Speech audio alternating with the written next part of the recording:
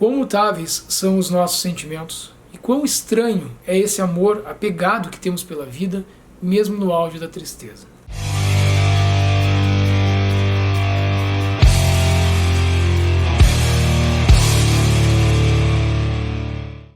Fala pessoal, chegando hoje para conversar sobre Frankenstein, de Mary Shelley, este livro aqui que eu ganhei de presente da minha irmã Etienne. Um grande abraço para ela, faz um tempo que ela me deu, eu estava devendo então a leitura e a resenha. Essa resenha vai em especial para minha irmã, para dizer para ela aquilo que me deu a pensar esta obra e dizer para vocês também, para que a gente possa trocar ideias aí.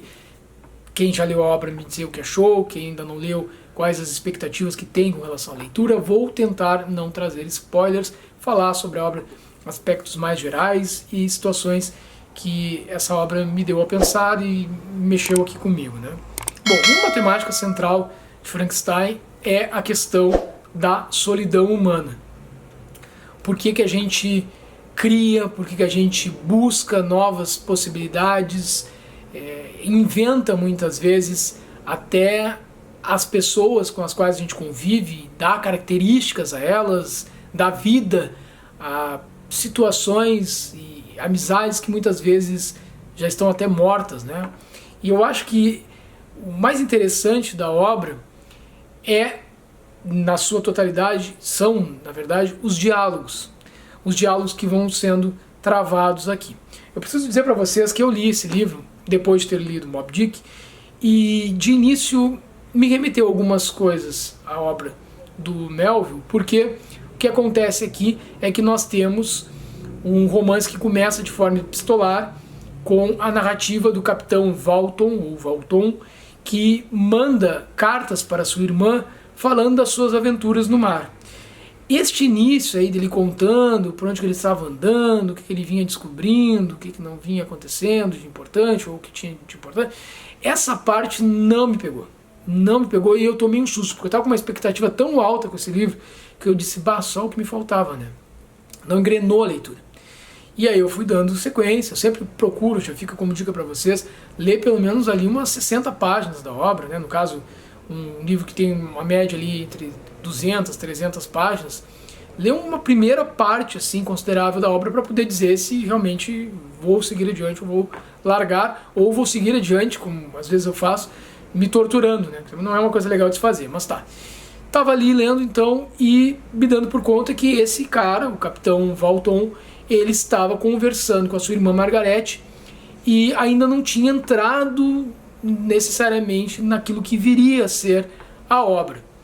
E aí, com o passar do tempo, ele vai acabar encontrando, numa dessas viagens que ele fazia ao mar, uma figura que passa por ele numa embarcação e depois uma outra figura que passa perseguindo esta primeira que acabou de passar por ali, e ele percebe que tem alguma coisa de errado, porque ele vê esta primeira imagem de uma criatura gigantesca, assim, com uma forma humana, mas maior, né? Uma dimensão bem diferente do que a média dos seres humanos.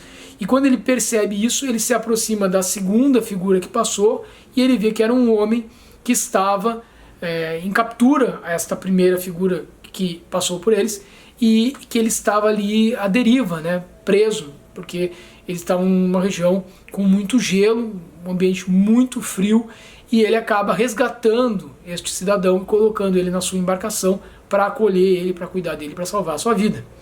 Então quando o capitão faz isso e traz para o barco esta figura, nós ficamos sabendo que este cidadão nada mais é do que Victor Frankenstein, um cientista. Não sei se já ouviram falar disso, né? Mas Frankenstein, nas adaptações, é um monstro. Só que na história da Mary Shelley, na história original, não é o monstro, e sim o cientista que criou o monstro. Então Victor Frankenstein é que é resgatado. A criatura segue a sua fuga. E quando ele resgata este cientista, eles começam a dialogar e o cientista diz que vai contar para ele, para o capitão Valton, quem é de fato esta criatura que ele viu fugindo e que ocupa um espaço decisivo na vida do cientista que lhe deu a vida. No caso, este cientista seria o criador deste monstro que vai modificar toda a vida deste grande cientista que fez isso, né, no auge da sua criação científica, do seu desenvolvimento do seu intelecto, também na busca de reconhecimento. Acima de tudo, o que esse cientista queria era ser reconhecido pelos seus pares, era ter uma grande invenção, era ser alguém aceito dentro do seu grupo de pesquisadores, e é por isso que ele se sente motivado na sua busca frenética por algo que estava no campo do inacessível. Até hoje a gente vai discutir uma série de questões que envolvem a vida, né, a criação da vida, e isso é trazido aqui de uma forma a pensar também na própria relação que a gente estabelece com aquilo que seria o nosso Criador, né? Quem é que nos deu a vida, para quem acredita de fato numa vida após a morte e nestas relações de ordem mais metafísica, né? Então, este diálogo que vai se travar aqui na história, a partir primeiro do relato do cientista, mas depois do desenrolar da história, com uma amizade que se forma também por parte do Capitão Walton com o cientista Victor Frankenstein, que as pessoas vivem também muito sós e que a criar alguém a intenção primeira é também ter alguém com quem dividir o fardo que é viver. E essa criatura vai passar a cobrar do seu criador, o Victor Frankenstein, que ele tenha alguém com quem compartilhar a sua vida, porque ele, enquanto criatura, enquanto monstro, enquanto matéria morta que ganhou vida, não acaba sendo aceito por ninguém, por nenhum de nós, seres humanos, porque ele seria tão feio, tão horrendo, tão assustador, que toda vez que ele tentasse uma aproximação, e ele tentou isso, ele acabava sendo repelido. E isso vai causando nele, nessa criatura, no monstro criado por Frankenstein, uma sensação de impotência, de rejeição, de dificuldade de lidar com os seus sentimentos, né, de ódio, de rancor, por ser rejeitado primeiro pelo seu criador e depois por todos os outros que ele tentou se aproximar.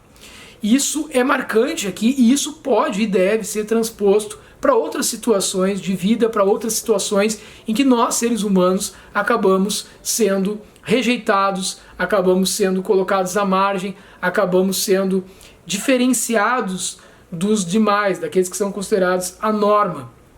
E a gente questiona tudo, questiona o nosso Criador, né, ou a nós mesmos, questiona os outros, e isso gerou um ódio muito grande, e aí esse ódio vai desencadear então uma reação por parte dessa criatura, não só em relação ao seu criador, e eles vão travar diálogos também que são incríveis, mas com relação a todos aqueles com quem este cientista convive e a quem ele ama.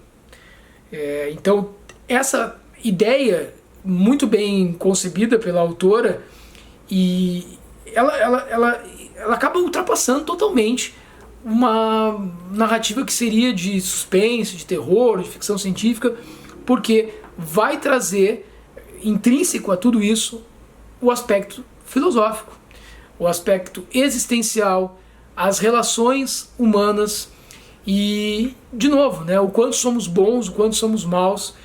E aquilo que mais marcou também aqui, para além dessa discussão sobre a solidão, é a ideia de que a amizade ela acaba sendo fundamental para, inclusive, a manutenção do equilíbrio emocional e do valor que nós vamos dando a nós mesmos, porque é nessas trocas com aquelas pessoas que são nossos amigos ou que gostam muito da gente, que a gente vai conseguindo, muitas vezes também, enxergar coisas que nós não gostaríamos de ver, mas que são necessárias para o nosso crescimento, para o nosso aprendizado, para que nos tornemos pessoas melhores. Então eu não posso falar muito mais sobre isso. Vou dizer para vocês que eu li essa edição comentada da Zahar, é muito boa essa edição. Pô, a minha mana mandou bem demais, né, quando me presenteou com esse livro, e recomendo muito a leitura de Frankenstein e, em especial, desta edição aqui. Tá certo, pessoal? Então espero que tenha aguçado a vontade de vocês de fazer a leitura de Frankenstein. Quem já leu, comente aí, diga o que achou da obra, preferencialmente sem spoiler, né? Então anota ali que tem spoiler para que os demais que não leram não acabem sendo pegos desprevenidos. Queria poder falar muito mais coisas, mas eu tenho certeza que eu vou entrar em grandes spoilers aqui se eu continuar falando sobre Frankenstein. E também, quem não leu, que me diga aí se tem vontade de ler esse livro. Ele era um dos livros que estava na minha meta para o ano de 2023, então cumprida, assim como foi o caso de Moby Dick, tá certo? Até uma próxima aqui no canal do Sujeito Literário. Quem está chegando agora, seja muito bem-vindo, seja muito bem-vinda, e quem já está aí pelo canal há mais tempo, o convite é para que tragam mais pessoas para este canal, que se inscrevam, curtam, compartilhem as nossas produções aqui de vídeo, para que a gente possa continuar produzindo conteúdo para vocês e expandindo também essa produção de conteúdos. Um grande abraço, até a próxima, tchau, tchau.